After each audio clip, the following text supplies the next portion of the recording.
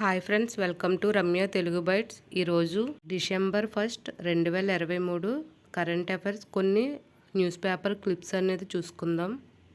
Lok Sabha secretary general పదవీకాలం పొడిగింపు. ప్రస్తుతం లోక్సభ సెక్రటరీ జనరల్గా ఉత్పల్ కుమార్ సింగ్ ఉన్నారు. ఈయన పదవీకాలాన్ని మరో ఏడాది పాటు పొడిగిస్తూ ఉత్తర్వులు జారీ చేశారు. ఉత్పల్ పదవీ కాలాన్ని స్పీకర్ ఓం బిర్లా పొడిగించారు. ఆయనకు క్యాబినెట్ సెక్రటరీ హోదా ఉంటుంది. 2023 డిసెంబర్ 1 నుంచి 2024 నవంబర్ 30 వరకు ఆ పదవిలో కొనసాగుతారు. 2020 డిసెంబర్ 1వ తేదీన లోక్సభ సెక్రటరీ జనరల్గా నియమితులయ్యారు. 2021 నవంబర్ 30 తేదీన ఆయనకు 2 ఏళ్లు పొడిగించారు. మళ్ళీ ఇంకో 1 ఇయర్ పొడిగించారు. వెస్టిండీస్ అమెరికా వేదికగా జరిగే 2024 టీ20 ప్రపంచ కప్కు ఉగాండా అర్హత సాధించింది. మేం ఆతిథ్యం ఇవ్వలేం డొమినికా. ప్రపంచ కప్ కోసం వెస్టిండీస్ ఎంపిక చేసిన 7 వేదికల్లో డొమినికా ఒకటే.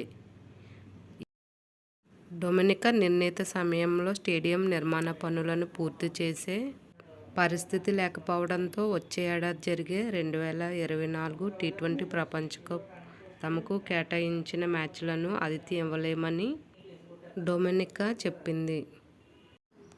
భూతాపంలో 2023 కొత్త రికార్డు. వాతావరణ రికార్డుల్లో 2023 అత్యుష్ణ సంవత్సరంగా నిలిచిపోయిందని ఐక్యరాజ్యసమితికి చెందిన ప్రపంచ వాతావరణ సంస్థ తెలిపింది. 2015-2023 మధ్యకాలం వాతావరణ రికార్డుల్లో అత్యంత ఉష్ణకాలంగా నమోదైంది. ఈ ఏడాది దుబాయ్లో జరుగుతున్న COP28 వాతావరణ సభకు సమర్పించిన నివేదికలో WMO వరల్డ్ మెట్రాలజికల్ డిపార్ట్మెంట్ ఈ అంశాలను తెలియజేసింది. భూ ఉష్ణోగ్రత పెరుగుదలను 1.5 డిగ్రీ సెల్సియస్ వద్ద నిలిపి ఉంచడంతోనే మానవాళి భద్రంగా ఉంటుందని 2015లో పారిస్ వాతావరణ సభ తీర్మానించింది. అయినా 2023లోనే భూతాపం పెరుగుదల 1.4 డిగ్రీలకు చేరుకుందని WMO తెలిపింది. ఎల్ నినో మూలంగా వచ్చే ఏడాది సగటు ఉష్ణోగ్రత 1.5 డిగ్రీల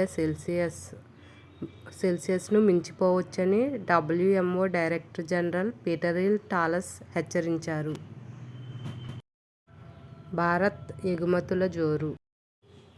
ప్రపంచ దేశాల్లో భారత్ 8వ అతిపెద్ద వ్యవసాయ ఉత్పత్తుల ఎగుమతి దేశం.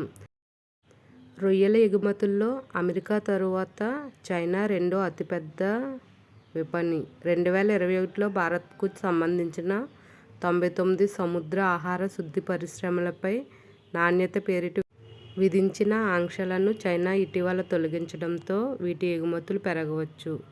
నెదర్లాండ్స్ సైతం మన దేశం నుంచి అధిక పరిమాణంలో రొయ్యల దిగుమతికి ప్రణాళికలు రచిస్తోంది. వాయు కాలుష్యంతో భారత్లో ఏటా 21 లక్షల మంది బలి అవుతున్నారని జర్మనీలోని Max Planck Institute for Chemistry శాస్త్రవేత్తలు ఈ పరిశోధన చేశారు. ఇందుకోసం వారు ఒక నమూనాను ఉపయోగించారు. ఆ వివరాలు వైద్య పత్రిక BMJలో ప్రచురితమయ్యాయి. శిలాజ ఇంధనాల వల్ల జరుగుతున్న వాయు కాలుష్యంతో ప్రపంచవ్యాప్తంగా ఏటా 51 లక్షల మంది చనిపోతున్నారని పరిశోధన వివరించింది. వాయు కాలుష్యాలతో చోటు చేసుకుంటున్న 83 లక్షల మరణాల్లో ఇది 61% అని తెలిపింది. శిలాజ ఇంధనాల స్థానంలో శుద్ధ పునరుత్పాదక ఇంధనాలను వినియోగిస్తే ఈ చావులను తగ్గించవచ్చని పరిశోధకులు తెలిపారు. వాయు కాలుష్యంతో దక్షిణ, తూర్పు ఆసియాలో ఎక్కువగా మరణాలు చోటు చేసుకుంటున్నాయి. ముఖ్యంగా చైనాలో ఏటా 24.4 లక్షల మంది చనిపోతున్నారు. ఆ తర్వాతి స్థానాల్లో భారత్ ఉంది. ఈ మరణాల్లో ఎక్కువ భాగం గుండె జబ్బులు 52%, పక్షవాతం 30%, ఊపిరితిత్తుల వ్యాధి 16%, మధుమేహం 6%తో చోటు చేసుకుంటున్నాయి. పచ్చదనం నగర భూషణం. కాలుష్యం, వాతావరణ మార్పులతో నగరాలు ఉక్కిరిబిక్కిరి అవుతున్నాయి. వీటి నుంచి ఉపశమనం లభించాలంటే పచ్చదనం పెంచాలి. దానితో పాటు జలవనరులను సంరక్షణ పట్ల శ్రద్ధ చూపించాల్సి వస్తుంది. న్యూస్ పేపర్లో ఇచ్చినవే ఒక 3 క్వశ్చన్స్ చూసుకుందాం. 14 ఏళ్ల వయసులో ప్రతిష్టాత్మక ట్రినిటీ కాలేజ్ లండన్ ఫెలోషిప్కు ఎంపికై వార్తల్లో నిలిచిన కేరళ బాలిక ఎవరు? ఈ అమ్మాయి పేరు మార్టినా. ఈ వయసులో ఫెలోషిప్ సాధించిన వారు దేశంలో లేరు. ఏ వయసు వారైనా కేరళలో లేరు. వయోలిన్ కళాకారిణిగా ఈ అమ్మాయి ఖ్యాతిగాంచింది. ఎవరంటే మార్టినా. నెక్స్ట్ క్వశ్చన్ చూసుకుందాం. ఉన్నత చదువుల కోసం 2022-23లో దేశాల నుంచి అమెరికాకు వెళ్ళిన విద్యార్థుల్లో భారత్ నుంచి వెళ్ళిన వారు ఎంత శాతం వరకు ఉన్నట్లు ఓపెన్ డోర్స్ తాజా నివేదిక వెల్లడించింది. 2023లో వివిధ దేశాల నుంచి అమెరికా బాటపట్టిన మొత్తం విద్యార్థుల సంఖ్య 10 లక్షలకు పైనే ఉన్నట్లు నివేదిక వెల్లడించింది. మన దేశం నుండి చూసుకుంటే 26%. భారత్ నుంచి 26%. నెక్స్ట్ క్వశ్చన్ చూసుకుందాం. ఇటీవల వార్తల్లోకి వచ్చిన BBSSL పూర్తి రూపం ఏమిటి? ఆన్సర్ భారతీయ బీజ్ సహకారి సమితి లిమిటెడ్. కేంద్ర మంత్రి అమిత్ షా ఇటీవల దీన్ని ప్రారంభించారు. బహుళ రాష్ట్రాల సహకార సంఘం MSME చట్టం ప్రకారం ఏర్పాటైన ఈ నూతన సంఘంతో దేశీయ వంగడాల నిల్వ పరిశోధన అభివృద్ధికి ఓ వ్యవస్థను ఏర్పాటు చేయనున్నారు. అదే BBSSL భారతీయ బీజ్ సహకారి సమితి లిమిటెడ్. Next question. దేశంలో జైళ్ల సంస్కరణ కోసం కేంద్ర ప్రభుత్వం నమూనా జైళ్ల చట్టం 2023ను ప్రతిపాదించింది. కాలం చెల్లిన ఏ 3 చట్టాల స్థానంలో సమకాలీన అవసరాల మేరకు కేంద్రం ఈ చట్టాన్ని ప్రతిపాదించింది. జైళ్ల సంస్కరణకు వ్యవస్థాగత చికిత్సను ఆశిస్తున్న నమూనా చట్టం కారాగారాల్లో సెల్ఫోన్ల వాడకం తదితరాల కట్టడికి కఠిన శిక్షలను సూచిస్తుంది. నిర్బంధితుల సంఖ్యకు తగినట్టుగా చెరసాలల నిర్మాణం, వాటి నిర్వహణలో సాంకేతిక వనరులను వినియోగం లాంటివి ఇందులో ప్రస్తావించారు. ఆన్సర్ 1894 జైళ్ల చట్టం, 1900 ఖైదీల చట్టం, ఖైదీల బదిలీ చట్టం. ఈ మూడు చట్టాలని కలిపి నమూనా జైళ్ల చట్టం 2023 అని ఒక కొత్త చట్టాన్ని తీసుకొచ్చారు. తెలంగాణలో 70.66% పోలింగ్. సిద్దిపేట జిల్లా చింతమండలం పోలింగ్ కేంద్రం వద్ద ప్రజలకు అభివాదం చేస్తున్న సీఎం కేసీఆర్. అధికంగా యాదాద్రి భువనగిరి జిల్లాలో 90.03% రికార్డయింది. తదుపరి స్థానాల్లో మెదక్ 86.69%, జనగామ 85.74%, నల్గొండ 85.49%, సూర్యాపేట 84.83% జిల్లాలు ఉన్నాయి. ఈ నియోజకవర్గాల వారీగా చూస్తే మనుగోడులో గరిష్టంగా 91.51%, అత్యల్పంగా యాకుత్పురాలో 39.69% నమోదైంది. అమెరికా దౌత్యవేత్త హెన్రీ కిస్సింజర్ మృతి. అత్యంత విలువైన అంకురాలుగా బెంగళూరు. స్టార్టప్స్ 69 కంపెనీలతో అగ్రస్థానం. హైదరాబాద్లో 6 కంపెనీలు. హురున్ ఇండియా నివేదిక. భారత్ సిలికాన్ వ్యాలీగా పిలిచే బెంగళూరు నిలిచింది. ఈ సహస్రాభివృద్ధులు అంటే 2000 సంవత్సరాల తర్వాత ఏర్పాటైన కంపెనీలో అత్యంత విలువైన అగ్రగామిగా 200 కంపెనీలతో హురున్ ఇండియా గురువారం విడుదల చేసిన నివేదిక ప్రకారం అగ్రగామి 200 కంపెనీల్లో బెంగళూరు నుంచి 69 నమోదు కాగా 129 మంది ఔత్సాహిక పారిశ్రామికవేత్తలు వీటిని ఏర్పాటు చేశారు. అత్యధిక పారిశ్రామికవేత్తలతో ఆ తర్వాతి స్థానంలో ముంబై 78వ స్థానం, గురుగ్రామ్ 49వ స్థానం, ఢిల్లీ 49వ స్థానంలో ఉన్నాయి.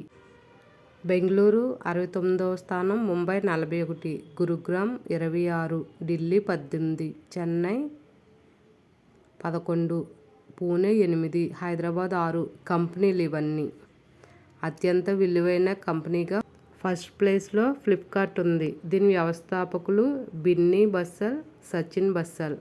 Second one Avenue Supermarts. దీని వ్యవస్థాపకులు Radhakishan Damani. Next Zomato Deepinder Goyal. Next Max health care Abhay Soi. Fifth ప్లేస్లో స్టార్ హెల్త్. దీని వ్యవస్థాపకులు ఎస్ ప్రకాష్. సిక్స్త్ ప్లేస్లో ఫస్ట్ క్రై సుమన్ మహేశ్వరి తదితరులు. సెవెంత్ ప్లేస్లో Laurus Labs Chava Satyanarayana. News పేపర్స్తో పాటు నేను రాసుకున్న నోట్స్లో కొన్ని పాయింట్స్ చూద్దాం. ఇటీవల రాహుల్ ద్రావిడ్ భారత క్రికెట్ హెడ్ కోచ్గా తన కాల పరిమితిని ఐసీసీ టీ20 వరల్డ్ కప్ 2024 వరకు పొడిగించింది. 2024లో జరిగే టీ20 వరల్డ్ కప్ ఎన్నవ edition? Answer 9th edition. 2024 June 4 నుంచి 30 వరకు యూఎస్ఏ వెస్టిండీస్లో జరగబోతుంది. ఫస్ట్ ఎడిషన్ వచ్చి 2007 ఇండియాలో జరిగింది.